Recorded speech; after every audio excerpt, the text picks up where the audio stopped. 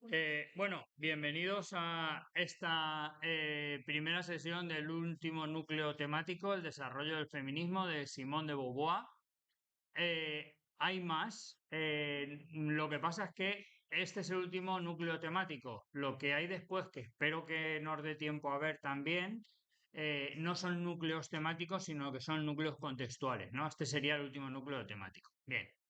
En primer lugar. En segundo lugar, os quiero recordar que esta Semana Santa en casa grabé una sesión sobre las corrientes filosóficas del siglo XX, que era núcleo contra, lo van a preguntar tal que así, pero sí que os pueden servir de contexto para otra cosa. Y concretamente, para este tema, el desarrollo del feminismo de Simone de Beauvoir se incardina dentro de la corriente existencialista. Entonces, sí que deberíais repasar por lo menos las líneas generales del existencialismo, aunque las nombraremos, ¿vale? Bien, pues nada, empezamos sin más, pidiendo disculpas porque la presentación, por lo que sea, está fallando el cable y no sé lo que se va a grabar, pero bueno, vamos allá. Simone de Beauvoir es una figura central en la historia del pensamiento feminista y su obra ha tenido un impacto duradero en la filosofía, la ética social. Y cuando decimos que es una figura central es porque es una figura central, ¿eh? Incluso era la autora de referencia en el antiguo temario de filosofía, ¿vale? En la época contemporánea, ¿no? Se estudiaba a Simone de Beauvoir en profundidad, ¿vale? Bien, su texto más conocido, El segundo sexo, publicado en 1949, no solo analiza la condición de la mujer, sino que también establece las bases para el feminismo contemporáneo, como vamos a ver a continuación.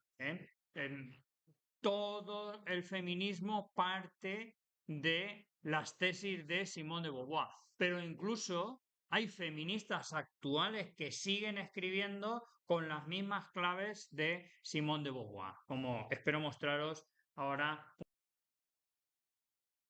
En este capítulo vamos a examinar la vida y la obra de Simone de Beauvoir, sus ideas fundamentales sobre la opresión de las mujeres, su crítica a las nociones de género y su influencia en el movimiento feminista actual. Bien, contexto histórico y biográfico. Simone de Beauvoir nació el 9 de enero de 1908, démonos cuenta, al principio del siglo XX, en París, Francia, en una familia de clase media. Por lo tanto, ya vemos que va a vivir la Primera y la Segunda Guerra Mundial. Os voy a decir algo. ¿Qué es la Primera Guerra Mundial? La Primera Guerra Mundial es esas guerras, como siempre, que parece que se iban a acabar en 4 días y se convirtió en una guerra de trincheras que duró una barbaridad y en la cual murió prácticamente una generación entera de jóvenes franceses. Podéis ir por las ciudades francesas, por las poblaciones francesas. Yo he cruzado Francia andando, sabéis que me gusta el senderismo, y en la entrada de todas las poblaciones tienen un monolito de piedra donde pone muertos por la Primera Guerra Mundial, muertos por la Segunda Guerra Mundial, ¿vale? Y es muy sorprendente, porque en poblaciones diminutas, muertos por la Primera Guerra Mundial, 200 jóvenes. Y a lo mejor muertos por la Segunda Guerra Mundial, que nos parecerá a nosotros que la Segunda Guerra Mundial fue más importante o lo que sea. Muertos, 3, 4, 5, 12, ¿vale? Esa es la proporción, ¿eh? Entonces, Simone de Beauvoir es una persona de la Primera Guerra Mundial, es decir, tiene eso que tienen todos los franceses de la generación perdida, toda una generación de jóvenes muertos, ¿vale? Y que vivió también la Segunda Guerra Mundial siendo joven. Démonos cuenta, la Francia fue la Francia ocupada por los nazis, con todo lo que eso significó, ¿vale? Otra de las que también estudiamos habitualmente es Simone Weil, ¿no? Que a los 18 años, terminando el bachillerato, justo cuando terminó el bachillerato y le dieron el título de bachillerato, al otro día cogieron los nazis y se la llevaron a ella y a su familia a Auschwitz, ¿no? Entonces, tenemos a una Simone de Beauvoir que está viviendo este contexto. Y esto es muy importante. Primera y Segunda Guerra Mundial, donde se ha matado a millones de personas, muchas veces en pro de ideales, ¿vale? Ya lo veremos a continuación, ¿vale? Bien, su educación fue marcada por un enfoque académico riguroso, asistió al Liceo Louis le Grand y más tarde a la Universidad de la Sorbona, donde estudió filosofía. A lo largo de su vida estuvo profundamente influenciada por el existencialismo, particularmente por las ideas de su compañero Jean-Paul Sartre, con quien mantuvo una relación de colaboración intelectual y personal. Sí, eran pareja, ¿vale? Eh, pero es importante que dejemos de Simone de Beauvoir como la mujer de Jean-Paul Sartre. Es decir, no, tuvieron una colaboración, está muy bien escrito, una intensa colaboración intelectual y sentimental, pero podríamos decir que son igual de importantes los dos y que los dos han trabajado en la construcción del existencialismo, ¿vale? Bien, ¿qué es el existencialismo? El existencialismo, como vimos en la sesión que no habéis visto, el existencialismo es aquella corriente que precisamente ante la experiencia de la barbarie, es decir, 7 millones de judíos muertos, no sé cuántos millones de rusos, ¿vale? La Segunda Guerra Mundial es millones y millones de personas muertas, muertas que muchas veces en pro de ideales, de grandes ideas económicas, estatales, la patria, ¿vale? Es decir, el existencialismo es una corriente que lo que pretende en líneas fundamentales es salvar la existencia individual. Es decir, ya está bien de sacrificar individuales, ¿no? En pro de universales, ¿no? Ya es la vida de todas las personas tiene valor. Y entonces hay que intentar salvar la vida individual. Por eso el existencialismo, la existencia tiene un valor y hay que intentar salvarla. Entonces, lo primero y fundamental, el existencialismo surge ante la experiencia de la barbarie. Segundo, hay que la existencia individual, porque además la existencia es lo primero y fundamental que tenemos. Es decir, los seres humanos nacemos y venimos a la existencia, ¿vale? Y a partir de que existimos, entonces empezamos a construirnos como personas, ¿vale? Esto es importante en el existencialismo. No, no existe una esencia del ser humano, una esencia del hombre, una esencia de la mujer, y tú ya naces y eres un hombre o eres una mujer o eres un... No, no, no, no. Tú lo que haces es venir a la existencia. Y a partir de que vienes a la existencia, entonces en este mundo se te van presentando disyuntivas. Puedes elegir esto o lo otro. Y entonces eliges. Tienes que elegir, ¿vale? Ese proceso de elección te vas creando a ti mismo, ¿vale? Bien, va a ser algo muy importante, una frase muy importante del existencialismo, ¿eh? La existencia precede a la esencia, no precede la esencia a la existencia.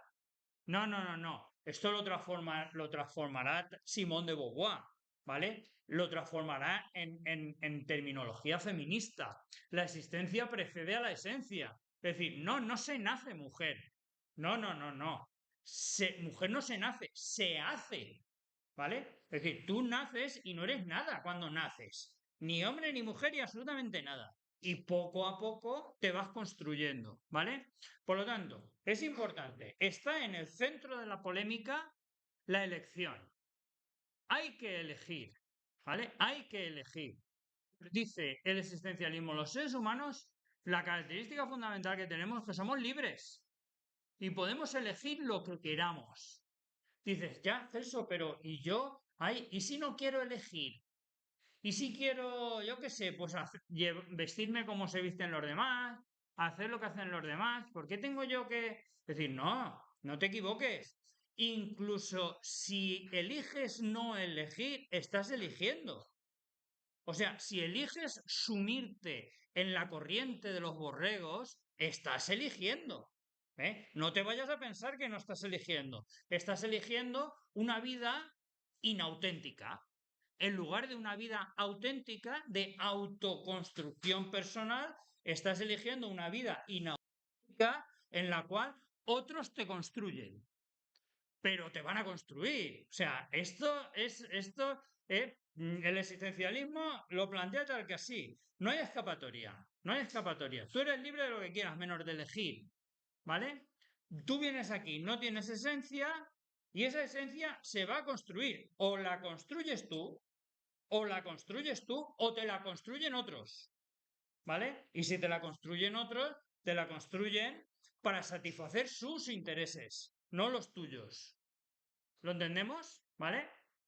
Bien, la filosofía existencialista sostiene que la existencia precede a la esencia, lo que implica que los individuos no nacen con un propósito determinado, sino que deben crear su propia esencia a través de sus elecciones y acciones.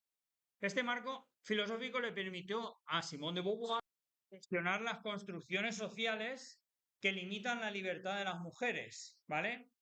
¿Por qué? Porque claramente el problema fundamental es que hay unos seres que vienen a este mundo y porque tienen una configuración física la que sea, ¿no? ¿Eh? Es decir, porque van a tener pechos, porque tienen vagina, ¿no? Pues automáticamente se les atribuye una esencia. Estos son mujeres, la esencia de ser mujeres, la que sea, ¿no? Y ahí se atribuyen una serie de roles, de cómo tiene que actuar, de lo que tiene que hacer, etcétera, etcétera, ¿no? Contra esto es contra lo que va a luchar Simone de Beauvoir. Es decir, no. Es decir, venimos a este mundo y no tenemos esencia de ningún tipo, ni los hombres ni las mujeres. No hay esencia, somos seres que hemos caído aquí y a partir de aquí hay que construir, ¿vale? Bien. Contexto social. La década de 1940, como ya hemos explicado, fue un periodo de cambio y tensión en Europa, marcado por la Segunda Guerra Mundial y el auge del feminismo en Estados Unidos y Europa. En este contexto, Simone de Beauvoir comenzó a articular sus ideas sobre la opresión de las mujeres y su lucha por la igualdad. Bien, la obra fundamental de Simone de Beauvoir, El segundo sexo, ¿eh? Ya, es buenísimo el título ya dice lo que va a ir dentro, ¿no? Hay un primer sexo, ¿no? Y luego está el segundo, ¿vale? ¿Quién es el segundo? Lo otro. ¿Lo otro de quién? Del primero, ¿vale? Bien. Análisis de la opresión. El segundo sexo es la obra más influyente de Simone de Beauvoir y un texto fundamental en la teoría feminista. A través de un análisis exhaustivo de la historia, la mitología, la psicología y la sociología, Simone de Beauvoir aborda la opresión de las mujeres y los mecanismos que perpetúan su subordinación. El primero, la construcción del otro. Uno de los conceptos centrales en la obra de Beauvoir es la idea de que la mujer ha sido históricamente construida como el otro. Mirad, escúchame, esto que voy a decir es verídico, ¿eh? Estamos en 1920, en 2025, ¿vale? Bien, yo fui a la facultad en 1993, de 1993 a 1998. Entonces, no recuerdo en qué año de ese lustro, yo estudié una asignatura que se llama Epistemologías Radicales y que básicamente hablaba del feminismo, ¿vale? Pero que eran teorías del conocimiento diferentes, radicales, ¿no? Teorías feministas. Bien. Y entonces, os lo prometo que esto es verdad, ¿eh?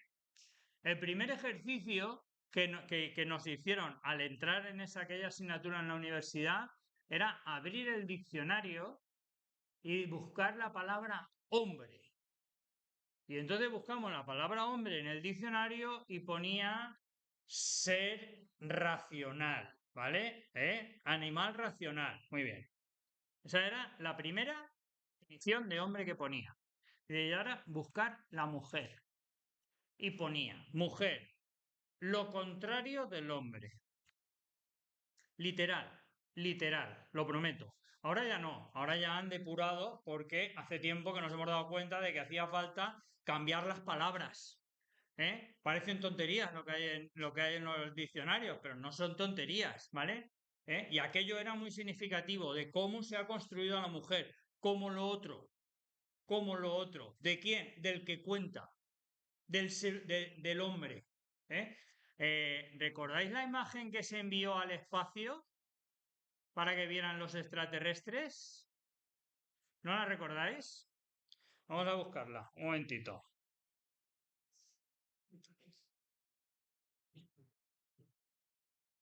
A ver si me deja esto buscar. Imagen del hombre y la mujer que se envió al espacio.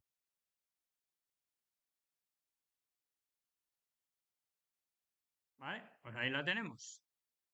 Esa es la mujer, esa es la imagen que hemos enviado al espacio. Uy. Bueno, esa la veis bien, ¿no? ¿Vale? La veis bien, ¿no?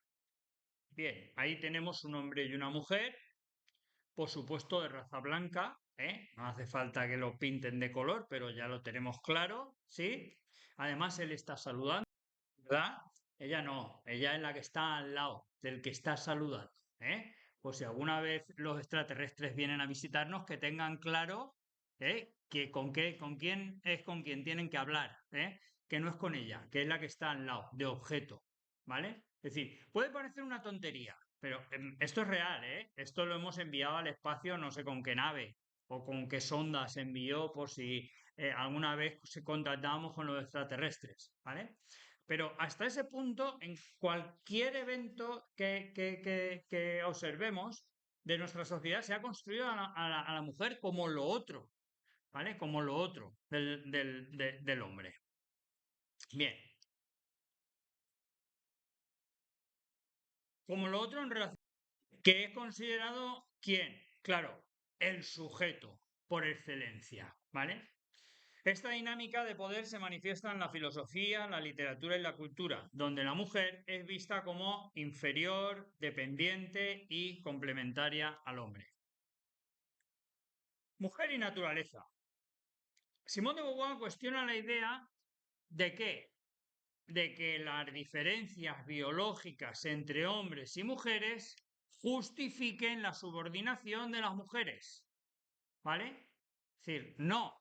Lo que hace subordinadas a las mujeres es una determinada construcción de género sobre ellas, no precisamente diferencias biológicas, ¿no? Es como si, imaginaos una por casualidad, ¿eh? Que puede existir. Han existido cosas parecidas, ¿no? Imaginaos una sociedad donde decidimos, ¿no? Desde pequeños, que los que tienen ojos azules, esos son los importantes, los inteligentes, ¿eh? Para esos es para los que hay que trabajar. Y los que tienen ojos marrones, esos tienen que ser los subordinados, ¿eh? Al final tendríamos una sociedad, efectivamente, en la que todo el que nace con ojos azules acaba teniendo altos cargos en la sociedad, reconocimientos y los demás que serían, ¿qué? Serían inferiores, ¿vale? Ahora, la pregunta es, esa gente, o sea, esas diferencias biológicas, el color de los ojos, justifican la subordinación de unos? ¿O realmente se han utilizado esas diferencias para crear grupos y luego la construcción social de género es la que los ha hecho subordinados? ¿Me entendéis lo que quiero decir? ¿Eh? Esto es lo que se está planteando Simón de Beauvoir. ¿Es realmente, es cierto que las diferencias biológicas justifican la subordinación? ¿O se las ha subordinado por otros motivos? No las diferencias biológicas. ¿Vale? Bien, al hacerlo, refuta la noción de que que las mujeres están destinadas a ciertos roles debido a su naturaleza. ¿no? Mirad, esto me sabe muy mal porque no puedo referenciaros en este momento. Ya me gustaría a mí todo lo que he leído tenerlo en la cabeza, de memoria, pero no es así. No es así. Y esto se hizo un experimento, creo que en un hospital en Boston, creo que fue Boston, allá por los años 70, ¿no? Intentar comprobar empíricamente si Simón de Beauvoir tenía razón, ¿vale? Y entonces cogieron un hospital de maternidad, donde cuando una mujer tiene un hijo, ¿no? Pues lo coge la enfermera, lo saca del cuarto, no se lo dan a la madre, lo saca del cuarto y entonces lo pasa a otro cuarto donde están las incubadoras. Y entonces lo recogen las personas de las incubadoras, ¿eh? Y si tienen una pegatina que les han puesto en el pie que pone Pepe, ¿vale? Lo ponen con los chicos, si le han puesto la pegatina en el pie Pepa, lo ponen con las chicas, ¿vale? Entonces, el experimento consistía en ¿qué pasaría si cambiamos las pegatinas? ¿Qué pasaría si cogemos al nene o la nena al nacer y donde tenemos que ponerle Pepe, le ponemos Pepa y donde tiene que poner Pepa, le ponemos Pepe? Les cambiamos el género y se lo damos al siguiente grupo de enfermeras o enfermeros que no lo saben que los hemos cambiado, ¿vale? Y entonces, con cámaras por todas partes, entonces se dieron cuenta, claro que sí, que de repente a los chicos que realmente eran chicas, ¿vale? O sea, a lo que pensaban que eran chicas y eran chicos realmente, llegaban y las enfermeras, los médicos, ¡ay, mira qué guapa! ¿Eh? Y era el tono de la voz, las caricias, ¿eh? Las mantas de color de rosa, ¿vale? Y eran chicos, ¿eh?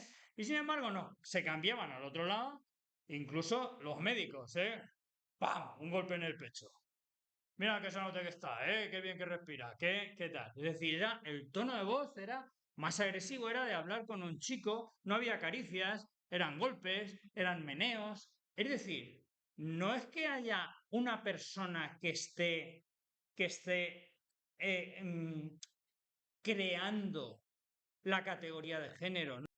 Es que es la sociedad en su conjunto, desde el momento cero que sales y por la puerta y te ponen la primera pegatina y te ponen la primera toalla azul o la primera toalla rosa o te llevan a diferentes paritorios, es decir, es todo el mundo cómo te trata tu familia, los médicos, todos, absolutamente todos, desde el primer día. O sea, no pensemos que hay alguien que te quiere hundir, ¿no? Que te está creando esos roles de género. Es decir, no. O sea, toda la sociedad lo hace, ¿vale?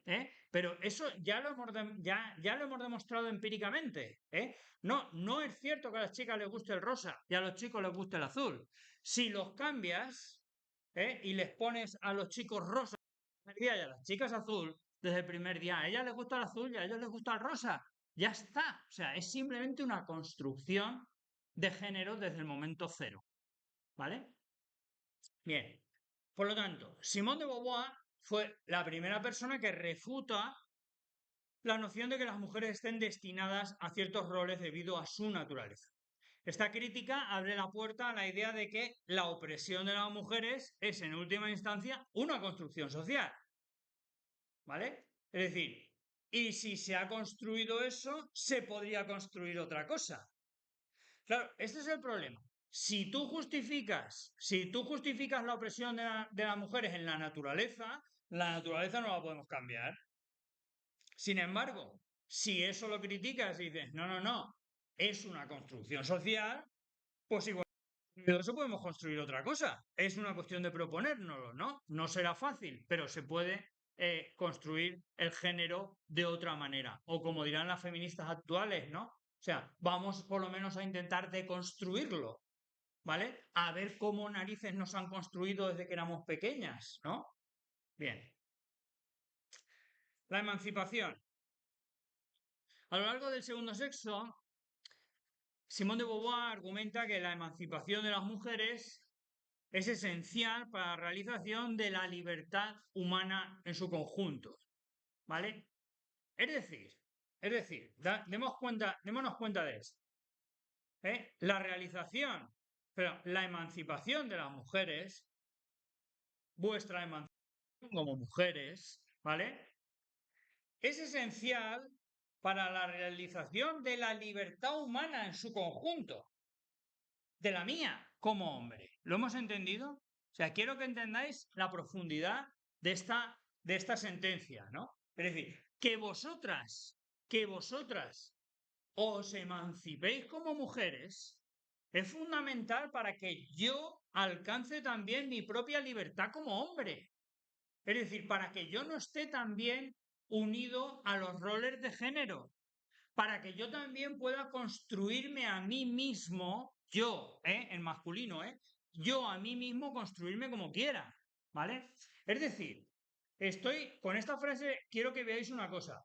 Yo recuerdo, ahora ya es más habitual, en el Día de la Mujer o en algunas manifestaciones feministas, ¿no? Ahora ya hay, pues casi igual, pues bueno, no, pero casi igual de número de chicos y de chicas, ¿vale? En los años 90 no. En los años 90 había una manifestación por los derechos de la mujer y de repente aparecíamos allí cuatro desarrapados y nos miraban mal. O sea, ¿qué hacéis vosotros aquí? ¿Qué hacéis vosotros aquí? Esto es una manifestación. Es decir, no, no, no, no. Ella que luche por su emancipación, que yo lucho por la mía. ¿Vale? Es decir, tenemos que acabar imponiendo la igualdad de género o alcanzando la igualdad de género, la libertad para construirnos como queramos todos. Yo también. ¿Lo entendemos o no? Esto es lo que se da cuenta Simone de Beauvoir. La emancipación de las mujeres no es una cuestión solo de mujeres, es fundamental para la realización de la libertad humana en su conjunto. ¿Vale? La lucha por la igualdad no solo beneficia a las mujeres, sino que también es fundamental para el progreso de la sociedad en su conjunto. Ella concluye que las mujeres deben asumir el control de su propia vida, desafiando las normas y expectativas sociales que las limitan. Y démonos cuenta, deben asumir el control de su propia vida, porque, como estábamos viendo con Jean-Paul Sartre y el existencialismo, la existencia precede a la esencia. Has llegado aquí sin esencia y te vas a construir mediante tus elecciones.